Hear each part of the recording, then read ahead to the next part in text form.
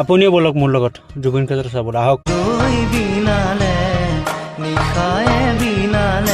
বন্দে ভাৰত এখন আমাক অভাৰটেক কৰিছে, চাওক কিমান যে ধুনীয়া লাগিছে।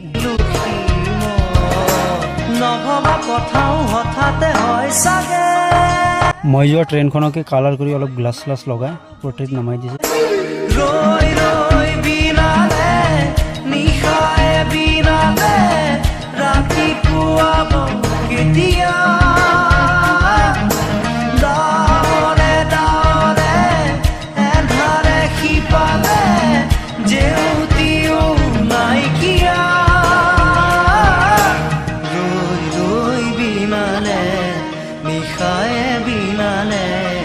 ৰাতিপুৱা বলে কিমান